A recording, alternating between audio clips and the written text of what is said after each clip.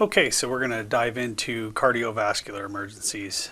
And traditionally, most people think that this is a fairly complex topic, but in reality, it's kind of simple. We're not going to dive way too deep into the electrical activity or any of the other real kind of pedantic parts of cardiovascular emergencies, but this should be a pretty fundamental, easy grasp on what's going on and how to treat these patients. Heart disease is actually the leading killer of Americans, and according to this slide, the estimates are that 750,000 Americans die each year from cardiac-related complications, 60% of them being pre-hospital.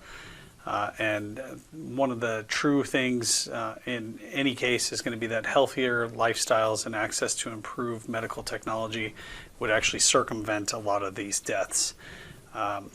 That could be anywhere from the diet to environment, all the way down to like how much chronic stress an individual faces in regards to that. There's a significant genetic component that comes along with high blood pressure and other cardiac kind of anomalies, but overall a better lifestyle choice or prevention is going to be a lot better than the cure.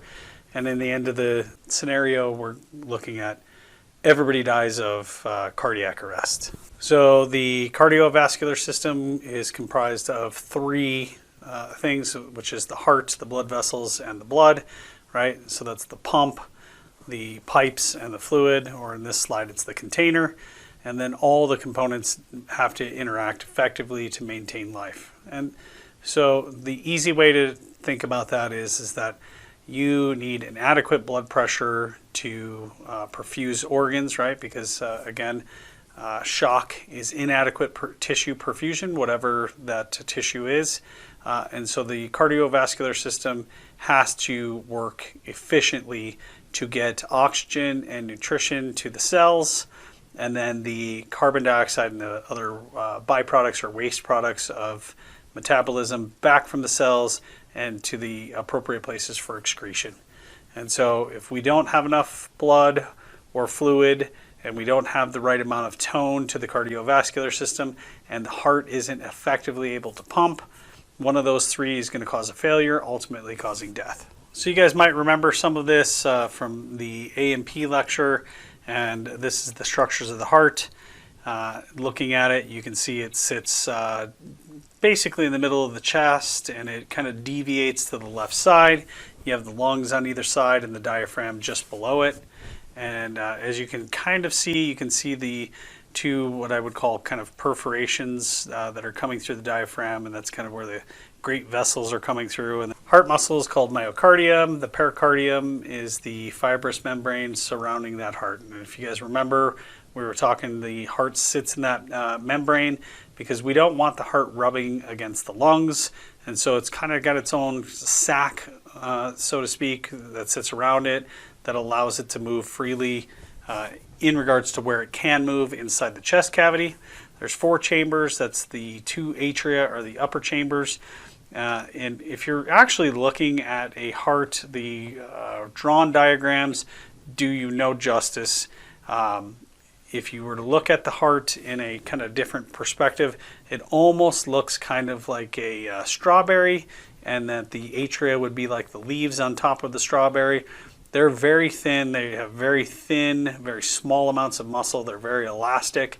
And if you were to stretch them, you could see kind of bands of muscle tissue instead of a thick wall of muscle tissue like you're going to see in the ventricles, which are in the lower chambers. So again, if you're looking at this picture, and this is kind of where I'm going with this, you can kind of see that the atria look like they're really large and kind of voluminous. And that might be the case when you're actually full of blood, but it's not really doing a lot of justice to actually what it looks like in a graphic representation of what the heart looks like in real anatomy. You can see, again, as blood is leaving the heart, it generally follows the path of being red, right? If it's leaving, it's in an artery, and it should be oxygenated. The only time that that is not true is the pulmonary artery leaving to go to the lungs, in which case it's going to be blue because it's deoxygenated, and as it comes back to the heart, it is in the pulmonary vein, which is going into the left atria. That is oxygenated. So as you can see, we've got that deoxygenated blood coming back to the superior vena cava, and then we've got oxygen-rich blood going out to all the rest of the tissue. So when we're talking about the atria, the right atria, for the most part, passively fills, and that's through systemic pressure, blood coming into the vena cava, superior and inferior, and it's going to kind of fill the right atria, and then it has to go from the right atria, which has, again, a small amount of muscular tissue. It is going to squeeze blood from the right atria into the right ventricle, and it goes through the tricuspid valve. And then the left atria to the left ventricle is the mitral valve. There are two semilunar valves that divide the heart from the aorta and the pulmonary artery. That's the pulmonic valve and the aortic valve. There's two large veins that return deoxygenated blood from the body to the right atria. You've already heard me say this. This is superior vena cava and inferior. And that just means above and below. And so the superior vena cava is taking the deoxygenated blood from the head and the brachial veins, which will turn into subclavian veins that empty into the superior vena cava. And then the inferior vena cava is everything coming up from the femoral veins and the associated trunks that are coming in from different parts of the organs internally are going to empty into that inferior vena cava. Freshly oxygenated blood is returned to the left atria through the pulmonary veins. Remember, I need you guys to just kind of bear with me on this. I'm going to repeat it again and again and again through class. The only time in a diagram that you're going to see the blue colored arteries are going to be when it goes into the pulmonary system. It's going to return in the pulmonary venous system as red, which is completely reversed in normal diagrams where you're going to see arterial blood is going to be red and venous blood is going to be blue.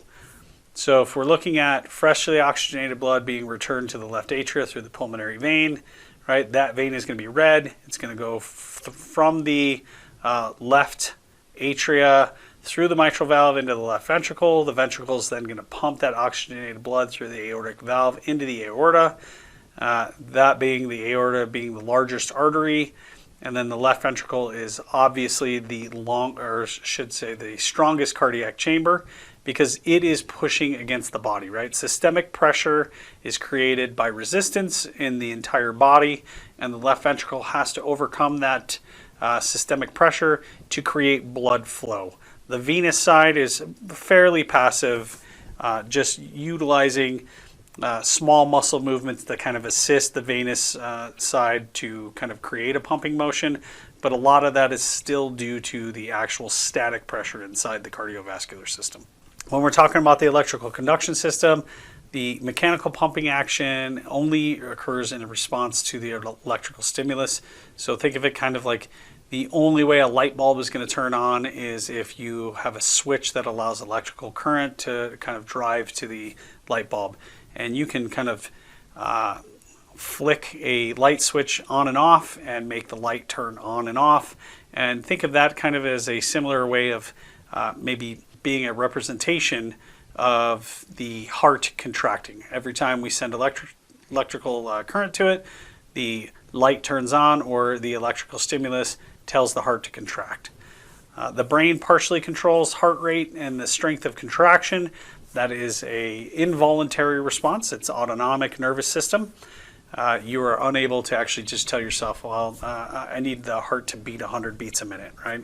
It is hormone and stress induced as well as physical capacity. When the body starts to sense that it needs more oxygen to create that tissue perfusion, you will automatically increase cardiac output by either increasing the rate or the strength of the contraction. The heart in itself has an intrinsic pacemaking system. The SA node, the AV node, and then the actual tissue itself all has its own minimal rates that it would like to see. And the AV, or I should say the SA going to the AV, gates itself down to one specific range, and then from the AV down to the actual tissue, that is another gateway that actually slows the rate. So now that we're speaking about this electrical conduction pathway, you can see the SA node, and then there's a couple of small pathways that go to the AV node.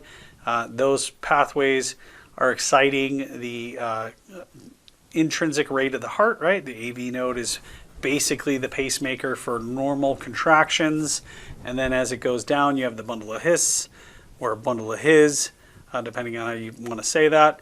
And then you can see where it bifurcates and it goes into the left bundle branch and then the right bundle branch. And as it narrows down, it's getting into the Purkinje fibers. If you look at that nerve system or that electrical pathway, it looks very much like the cardiovascular system.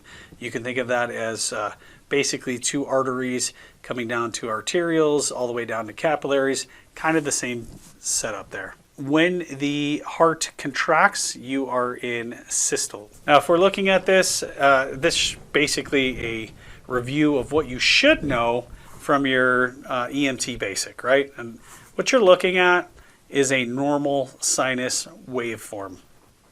The P representing when the atria are contracting, right? And this is all electrical conduction is what you're reading on this. This has nothing to do with the actual mechanical work. And as it comes into the QRS complex, that's the ventricles depolarizing, or it's the electrical representation of contraction. And then the T wave is showing the ventricular repolarization, right? And that's the process of everything being ready to basically reset so that you can go back into the next contraction. AEMTs are responsible for roughly 5 rhythms, right? That's VTAC, VFib, asystole, normal sinus rhythm, and PEA. PEA being anything that looks like a sinus rhythm without a mechanical capture to it. So we're going to look at these particular rhythms, and what I want you to look at is this is being very fundamental. Now, these numbers look like they're hard rules, and while by definition they are, but don't get fooled into thinking that either one of these things requires treatment, right? And so we'll get a little deeper into this, but tachycardia is defined by a heart rate that's faster than 100. Bradycardia is a heart rate that's slower than 60 beats per minute. Arrhythmias are the abnormalities of the heart rhythm. One of those is a ventricular dysrhythmia, and the most common one for that is known as ventricular fibrillation, and that is when the ventricles are fibrillating, or they have multiple, sometimes in the hundreds of small swaths of cells that are firing at their own rhythm or rate. And so a good visual representation of that is going to be when you're looking at, say, like a sandwich baggie full of worms moving. You would see like all of the tissue kind of just doing its own thing, not in unison like a typical true heartbeat. A variety of the arrhythmias can happen as a result of an AMI, and that's because, again, the lack of blood flow, right? So an AMI is caused by some kind of thrombosis of a vein, which is nothing more than a clot or an occlusion, and that particular section of affected muscle tissue is now in anaerobic metabolism. It's only going to last just a few minutes before it's going to start actually suffering a massive injury. And if there's no collateral blood flow to that tissue, the heart is going to start kind of going into that arrhythmia. So usually what we see is like a PVC, and this is a premature ventricular contraction, which if they happen just randomly, it's pretty harmless, right? As they pick up the rate in which that they happen, per minute, that becomes a little bit more of an issue because they can become non-perfusing beats. So we're going to continue to talk about arrhythmias. The first one being tachycardia, and again, that's a rapid beating of the heart, 100 beats a minute or more. And one thing that I try to generally teach most of the students is the max heart rate rule. And if you don't know, max heart rate is 220 minus your age, and that is a general idea of how fast your heart can effectively beat before it can no longer increase its speed to increase cardiac output. And that's just a byproduct of age, where the heart is grown to be thicker and incapable of actually keeping up that kind of rate as it gets larger in size. So when we're talking about this max heart rate rule, it's again, 220 minus age. And what I would like everybody to take away from that is the closer you are to the max heart rate of a particular individual, unexplained, the closer to death that person is, right? So I'm going to use this example. I might have used it before, but if we have somebody who's, say, 70 years old, we're going to take 220 minus 70, and that's a max heart rate of 150 beats per minute. Now, to a young, healthy person, that's nothing. That's pretty typical for most people. If they're exercising fairly hard, they're up into that heart rate range, if not a little bit higher, and that would show like some exertion. Now, if you roll up and you're assessing a patient who's 70 and they're sitting on the couch and their heart rate's 170, we've already exceeded that max heart rate. And so that person is cardiovascularly compromised. They are absolutely unable to actually perfuse tissue at that point, and they are very likely going to end up in arrest if that's not corrected. The same can be said for bradycardia, right? We say that that's a slow beating heart. It's under 60 beats a minute. Now, there are many athletes who have a resting heart rate in the 40s and 50s. That does not mean that we need to give them an intervention. This, again, is looking at a patient and understanding that if they have a heart rate of, say, 42 beats a minute and altered mentation and a very low BP, and by very low, I don't mean like healthy low. I mean like seriously low. If they have a blood pressure of 60 or 70 or maybe even 80 systolic and a low heart rate and altered mentation, that person has a bradycardia problem at that point. Ventricular tachycardia is a very rapid heartbeat that's, again, clinically defined as over 150 to 200 beats per minute. It could be even faster. And typically what you'll see is that the heart rates are increasing to such a degree that you're actually unable to see that P wave, and then that starts to clinically be called a SVT or supraventricular tachycardia. We dive into ventricular fibrillation. That's that disorganized quivering of the ventricles. Like I said, it's that sandwich baggie full of worms that are stimulated, and you see all the tissue kind of just doing its own thing randomly. That is not effectively able to actually create a full singular contraction, which would eject blood into the body, and so there's no beat. Untreated, that is going to lead to asystole, which is a complete absence of any electrical or mechanical activity, and that's obviously going to happen because the heart itself relies on the left ventricle to push oxygenated blood into the coronary arteries, which are going to feed themselves first before the rest of the blood goes to the body. So once we have that non-oxygenated blood in the heart, it can no longer maintain any kind of work because it's not getting the nutrients and the oxygen it needs and the carbon dioxide and waste products out. Now, if we're looking at ventricular tachycardia, you can kind of see one of the things that you really want to look at this is that this QRS complex that you're seeing looks kind of like really wide, right? It's like mountainous peaks, but they all seem to be similar in the size and width, and that is just a regular ventricular tachycardia, not to be confused with VFib or ventricular fibrillation, which is going to be completely different. So we'll dive a little bit deeper into here. But if you're looking at that, the origin is the ventricle, hence the wide QRS complex that you see there where it looks kind of mountainous or toothed. And then we dive into ventricular fibrillation, where you can see that it varies all over the place as far as the amplitude or the size of the waveform and then the width of the waveform. So when you're looking at this, you can see that this is really unorganized by any means at all, and this is a telltale, very easy rhythm to diagnose. So now we have asystole, and obviously that's that telltale lacking of all or any waveform whatsoever. You don't see anything. If you're looking at the lower picture there, you can kind of see that waving look to it. That's still an asystole, right?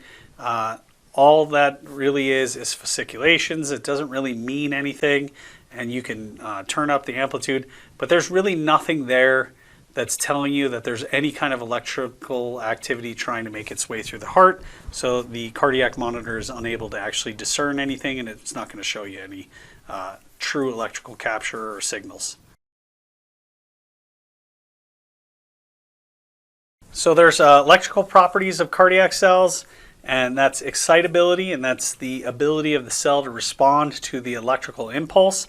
Conductivity, which is the ability of the cell to conduct that electrical impulse, right? So I think, again, this is I'm going to send electricity to the light bulb, and then the light bulb's either going to turn on or turn off as I take away the electrical impulse, right?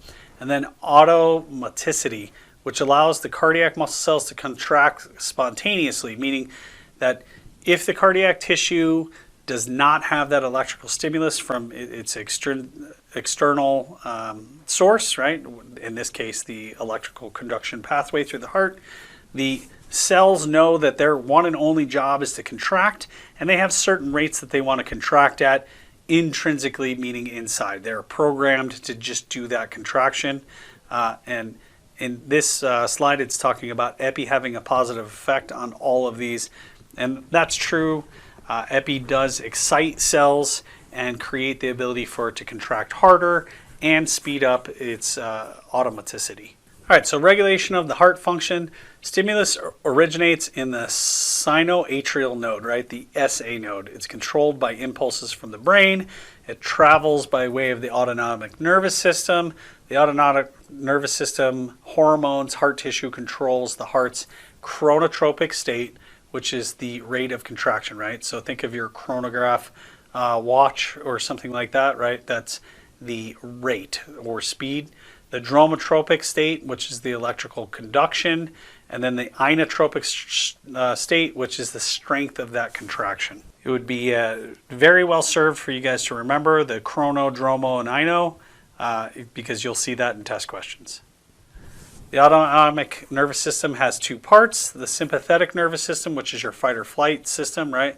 So remember, sympathetic is we're increasing blood pressure, we're increasing heart rate, and then we have the parasympathetic nervous system, which slows the heart rate down and the respiratory rates down.